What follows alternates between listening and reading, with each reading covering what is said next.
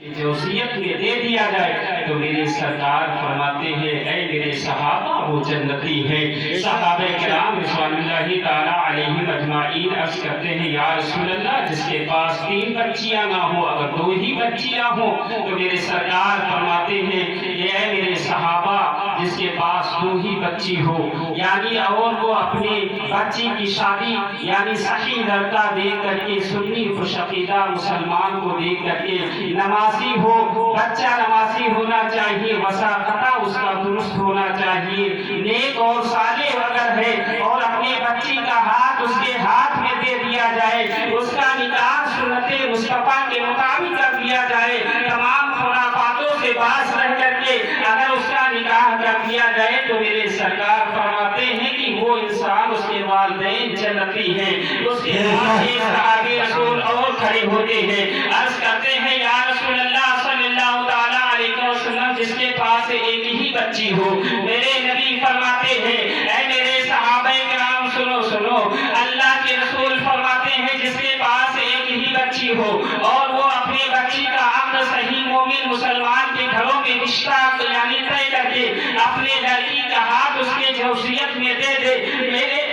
نبی فرماتے ہیں اے میرے صحابہ وہ بھی جنتی ہے۔ اتنا بڑا مقام اللہ رب العزت نے ہم گنہگاروں کو دے رکھا ہے، اگر ہم سنت مصطفیٰ کے مطابق اگر ہم اپنے بچیوں کی شادی کریں گے تو ایسے والدین جنتی ہو جائیں گے۔ اللہ کے رسول فرماتے ہیں کل بروز قیامت میں اللہ رب العزت شادی کرنے والے کے یعنی جو اپنے بچیوں کا عقد صحیح طریقے سے سنت مصطفیٰ کے مطابق اگر نکاح کر دیے ہیں، کل بروز قیامت میں ایسا تاج ان کو دیا جائے گا اس کے والدین کو، یعنی بروز قیامت میں جہنم والے یعنی تراس کھائیں گے اور جہنم والے پوچھیں گے کہ آخر یہ کون ایسے شخص ہیں یعنی ان کے سروں پر اتنا جو ہے یعنی تاج سری رکھ دیا گیا ہے، جس سے اتنی شعائیں نکل رہی ہیں، جس سے اتنی روشنی پھیل رہی ہے، آخر یہ کون لوگ ہیں جو بتانے والے جہنمیوں کو بتائیں گے کہ یہ وہ شخص ہیں جنہوں نے اپنے نبی کے سنت مبارکہ پر عمل کیا ہے،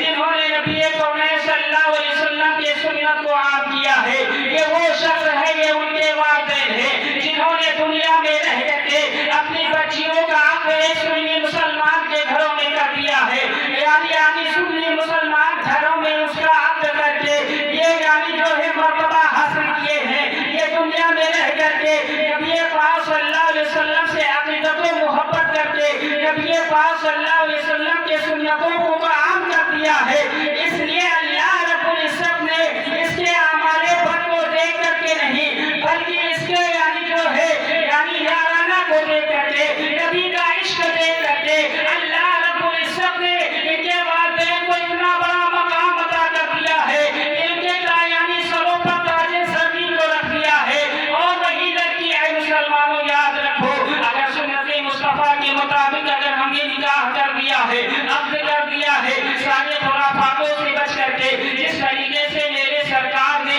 اپنی بیٹی حضرت فاطمہ کا عقد کیا ہے صادقین کے ساتھ، اگر اس طریقے سے آپ اثرات کرتے ہیں تو یاد رکھو مسلمانوں کل بروز قیامت میں وہ لڑکی جہنم کے آگ بن جائے گی اپنے والدین کے لیے، اگر اس کے والدین گنہگار ضرور ہوں گے، سیاہکار خطاکار ضرور ہوں گے، پاپی ضرور ہوں گے، لیکن اللہ کی بارگاہ میں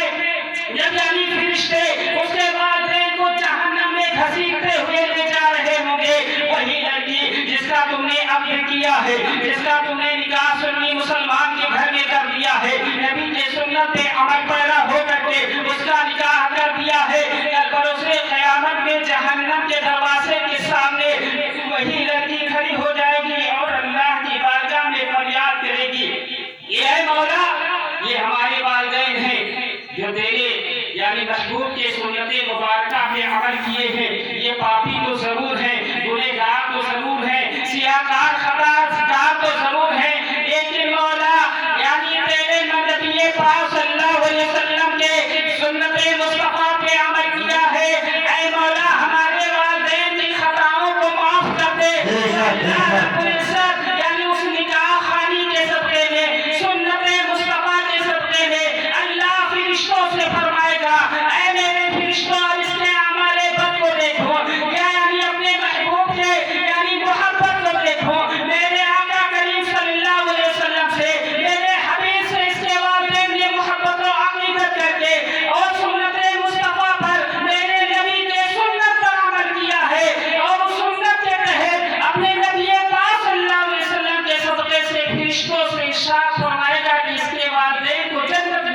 والدین کو جنت میں لے جاؤ، فرشتے جنت میں لے جائیں گے۔ اتنا بڑا مقام اللہ رب العزت نے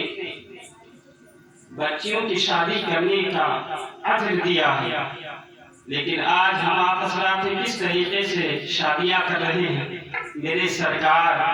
میری نبی پاک صلی اللہ علیہ وسلم نے کس طریقے سے شادی کی؟ حضرت